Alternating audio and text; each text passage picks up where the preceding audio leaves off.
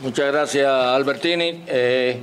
Antes de darle paso a Ramiro Gómez, que me ha conocido con todo el afecto por Manino, y queremos recordarles de que allá afuera estamos vendiendo las revistas y los videos, que es de lo que realmente se nutre el instituto para poder seguir adelante con esta obra.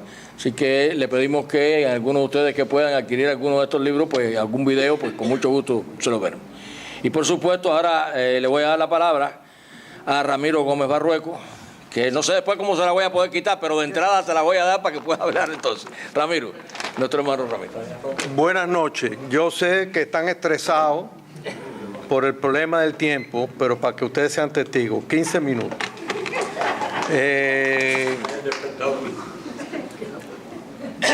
Yo he notado que el estrés de Pedro y de Jorge es producto de que hay dos tipos de miedo escénico. Uno es el que tienen los que no son cubanos, algunos que no son cubanos, que antes de entrar al escenario se quedan paralizados y hay que empujarlos para que entren y se enfrenten al público. Los cubanos tenemos otro tipo de miedo escénico.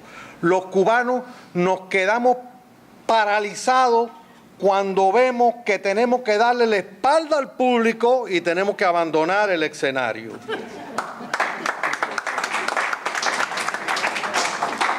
Yo siempre digo la verdad porque cuando no la decía, mi padre me llamó a los 13 años y me dijo: Ramirito, ¿por qué tú eres tan mentiroso, mijo?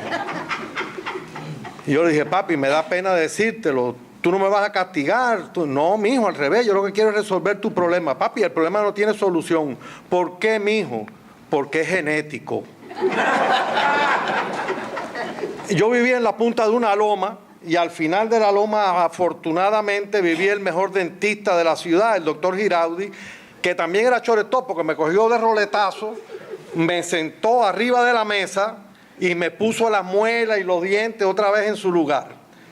Entonces, pero siempre me quedé con un mal sabor en la boca. Además, mi tío, el Jabao Barrueco, el Ario Barrueco, me decía: mijo, sobrino, cuando tú vayas a enamorar a una dama, tienes que comerte un pan con bistec, con bastante cebolla y ajo. Y eso fue lo que yo hacía, imagínense. Aparte le ponía ajo por Julio César, el conquistador, que decía que había que, por los fuertes músculos. Pero de 178 damas a las cuales enamoré, batí de 178, 0. Todas cada vez que le empezaba a hablar me hacían... Entonces, y eso que yo le decía una frase muy bonita: princesita, qué riquita tú estás. Entonces me hacía... Y yo dije: yo tengo que resolver este problema.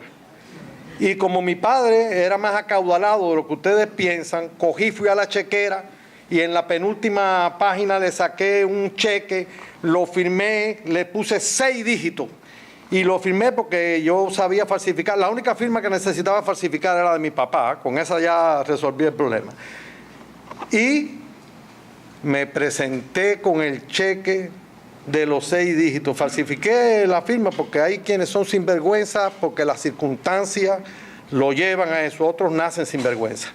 Entonces me le presento a las mismas damas, sobre todo a una que se llama Carmencita, que yo estaba locamente enamorado de ella, que todavía estoy. Y le enseñé el cheque con los 6 dígitos. Y las 78, porque las otras 50 yo no tenía visa para ir a los Estados Unidos, ya que quedaban. Entonces le enseñé, y todas me dijeron lo mismo. Funcionó. Todas miraron el cheque, le se aguaron los ojos por la cebolla, pero todas me dijeron: Manino, qué riquito tú estás. Eso tiene que ver con el libro. Eso tiene que ver con el libro. Librito, qué riquito tú estás. Entonces, ¿qué pasa? Que esto es un tesoro que tiene 16 dígitos. Tiene una firma que es la de Pedro Corso. Y la firma de Pedro Corso tiene 9 libros. ¿Quién tiene más? Tiene 14 documentales, tiene más de 500 entrevistas personales grabadas y tiene más de 30 conferencias que él ha dirigido y organizado. Por eso, esa firma para mí significa, y lo digo y reto a que alguien me lo discuta, que Pedro Corso es el historiador, a partir del 1 de enero hasta la fecha, es el historiador más grande de la historia de Cuba. Y el que lo duda, que me saque un récord como ese. Yo iba a hablar de otras cosas, pero como el tiempo... Déjame ver. Sí, no, se va complicando la cosa. No, todavía. Vamos a analizar 2 o 3 capítulos que son los que me da tiempo, porque si analizo el libro, el sereno se va a las 6 de la mañana. Yo los he visto partir, es el primer capítulo. Yo le doy gracias a Pedro Corso porque le ha rendido tributo a nuestros héroes y a nuestros mártires, y ha demostrado que el presidio político cubano, el de ayer y el de hoy, es una continuación de la lucha clandestina, de la sierra, de esa lucha que comenzamos nosotros hace 55 años. Eso es importante, porque en estos momentos que estamos hablando, hay hermanos nuestros, como por ejemplo un cable, un internet que recibió Carmen, que decía que Cuesta Morúa, mi hermano Cuesta Morúa, Fernando Palacio, y estoy seguro que Rogelio Travieso y que Juan Madrazo y que Leonardo, si está allá, estaban presos, pero seguro esos dos. La lucha continúa. Estamos luchando, se están luchando en Cuba, y este primer capítulo, que es Yo los he visto partir, es un reconocimiento de eso que está sucediendo allá en Cuba también. Es la continuación de lo que nosotros empezamos.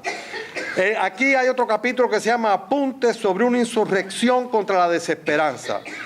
En este capítulo, Pedro ha introducido un modelo de narrativa que es basado, son como pequeñas novelas narradas por las personas que él ha entrevistado. Yo les puedo asegurar, como le dije cuando presenté el libro de los espías, yo reté, igual, porque yo soy un retador, como no me pasa nada ni nadie, pues entonces reté a la audiencia de que cogieran una página del libro de los espías y me dijeran en qué página, de esa página, no salía una novela bestseller. Y ahora digo lo mismo de Apuntes sobre una insurrección contra la desesperanza. Para poner un ejemplo, recordemos que en un párrafo nada más está la historia de un exoficial del ejército rebelde llamado Marcial Arufe y de su novia Olga Lidia Fernández Gañizares, los cuales se casaron, estaban persiguiendo a Arufe y decidieron casarse, y se casaron, y mientras estaban en la luna de miel, llevaban varios días en la luna de miel, en una casa en Corley, lo sitió el Ministerio del Interior, y estuvieron fajados a tiro hasta la última bala, hicieron 5 bajas al enemigo y los 2 murieron. Eso no es una novela bestseller. ¿Alguien lo duda? Así es este capítulo completo. Uno de los 16 capítulos que tiene porque esto no es un cheque sin fondo, estos son 16 capítulos que tienen un extraordinario valor, son un tesoro histórico, porque otra cosa que tiene este libro es que tiene un aval, está avalado por los conocimientos de Pedro, que no hay quien tenga más que él, y el que ya sigue el reto. Ok. Ahora, donde más yo disfruté de este libro, que fue donde realmente gocé, que yo le llamo a este capítulo La Aplanadora. Se llama La herencia totalitaria. Esto es un fenomenodium, este capítulo, porque Pedro narra cómo se estableció el totalitarismo y cómo se va produciendo dentro de ese establecimiento, cómo se va corrompiendo la sociedad, cómo se va destruyendo la economía y cómo ese sistema colapsa en una bancarrota moral que es la que origina las bancarrotas sociales, políticas y económicas de un país. Y eso es muy importante, porque después Pedro hace una comparación con números extraídos, números científicos, de que por cierto hay unos cuantos que yo no sabía de eso, tú no lo inventaste, ¿no? Entonces, esos números que están maravillosos, comparan un sistema con otro, lo que logró un sistema que fue destruir un país y lo que logró aquel sistema que tenía su defecto. Yo combatí contra el señor Fulgencio Batista, pero eso no es el tema.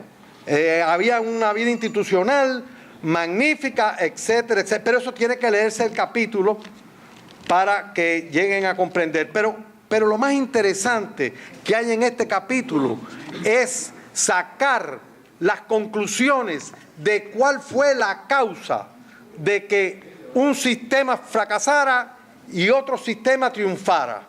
La causa de que el sistema comunista fracasara y fracase en todos los lugares en que se ha aplicado es porque tienen una fórmula moral que destruye al ciudadano, que es el fin justifica los medios. Por eso son estos, el hombre nuevo, que lo narra Pedro aquí. ¿Qué es lo que es el hombre nuevo? Lo que aprendió, lo que le enseñaron, un asesino, un traidor, un chivato, un mentiroso, un ladrón. Y ese hombre nuevo con que nos topamos a cada rato fue un fracaso y continuará siendo un fracaso. Porque lo que sí fuimos un éxito y continuamos siendo un éxito, somos aquellos que fuimos educados en el decálogo mosaico, en los 10 mandamientos de la ley de Dios. Eso sí, somos unos triunfadores, fuimos, somos y seguiremos siendo unos triunfadores, porque la moral ayuda al ser humano a construir y la inmoralidad lo destruye y destruye a los pueblos. Eso está aquí en Pedro Corso. Déjame ver cuánto tiempo, me quedan 3 minutos, no puedo más, déjame pasar a... vamos a hablar de Pedro Luis Boitel, tenía que hablar de muchas cosas, tengo que hablar de Pedro Luis Boitel rápido. Yo le voy a hacer 4 anécdotas de Pedro Luis Boitel que le dan la razón a Pedro. Voy a empezar por una que no voy a dar detalles ni ayer, ni hoy, ni mañana, nada más se la voy a narrar, que era el concepto que tenía Pedro Luis Boitel del honor. Antes, no estamos en presidio, en un lugar, en un ranchón, en una especie de granero, estábamos como 4 estudiantes de bachillerato y como 4 estudiantes universitarios. Yo estoy diciendo aquí una mentira porque tengo que encubrir este hecho. Pero el hecho fue real. Este que estaba al lado mío era un estudiante universitario y allí estaba Pedro Luis Boitel. Pero Pedro Luis y este individuo tenían problemas en la universidad. Entonces a este individuo le faltó el respeto a Pedro Luis una vez. Y Pedro Luis le dijo, fulano, respétame, que yo te respeto y aquí todo el mundo te respeta y nos respetamos. Como a los 5 minutos viene el tipo y le vuelve a decir a Pedro Luis que era un cobarde, que la universidad... Y Pedro Luis le dice, mira fulano, esta es la segunda y la última vez que me falta el respeto. La próxima vez que me falta el respeto, donde quiera que tú estés, el tipo estaba fuerte y Pedro Luis era así. Donde quiera que tú estés, da por un hecho que nos vamos a batir a duelo, a los piñazos, a lo que sea. Usó otra frase, no me acuerdo muy bien. Bien. Y como a los 5 minutos el tipo coge un machete, viene para donde está Pedro Luis, se lo pone en el pecho y le dice, ¡vale! Y en menos de 5 segundos, Pedro Luis cogió un machete, le fue para arriba al tipo, le entró machetazo, el tipo se quitó los machetes y los otros 6, 7 tipos que estábamos ahí, después yo te voy a contar la verdad. Los otros 7 tipos que estábamos ahí, nos tiramos, uno nos llevamos al tipo que era amigo de nosotros y los otros sacaron a Pedro. Ese era el concepto del honor que tenía Pedro Luis. Pedro Luis era imperturbable. Nosotros en el bloque 19 dormíamos, éramos por grupitos y habíamos un grupito, tengo tiempo, habíamos un grupito que dormíamos bajo unos bambusales grandes que había ahí, el Viva, Frontela, Pilotico, Pedro Luis, el Tigre y yo dormíamos ahí, en ese lugar. Pedro Luis, porque entonces teníamos tiempo para almorzar, nos daban el almuerzo y los guardias iban a almorzar y teníamos un tiempo. Señores, Pedro Luis en menos de 30 segundos estaba roncando. No roncando, porque no roncaba, pero en 30 segundos. Y para despertarlo, Pedro Luis, flaco, levántate. Entonces se levantaba, porque era jiribilloso, pero era sereno al mismo tiempo. Una cosa muy importante de Pedro Luis era su solidaridad.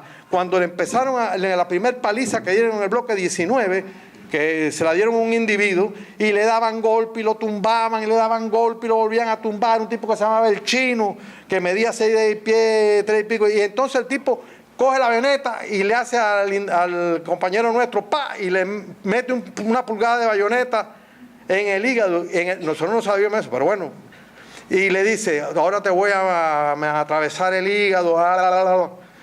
Pero Pedro, en ese momento, Pedro Luis, que había visto lo que estaba pasando, vino corriendo a donde estábamos, a donde estaban dándole los golpes al individuo, con el machete en la mano, el Cheo Guerra, Cegueta, y por allá vinieron Frontera, el otro. Y cuando el tipo vio todo eso, tuvo que enfrentarse a Pedro Luis y a toda la gente que vinieron. Eso se resolvió, no llegó la sangre al río, pero la actitud de Pedro Luis salvó en ese momento a ese individuo.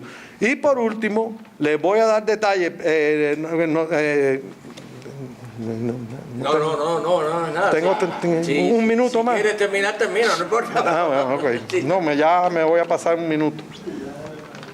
Por último, tenemos que decir, nosotros nos reuníamos, después cuando llegábamos a la circular, nos reuníamos en la celda 13 del cuarto piso. Éramos como 9 o 10 a recibir las noticias, etcétera. Ahí estaba Pedro Luis, ahí 3 muertos, Cheo, Pelota y el mexicano Carlos Pedro Osorio Franco, que era de Chihuahua, Chichimeca le decíamos.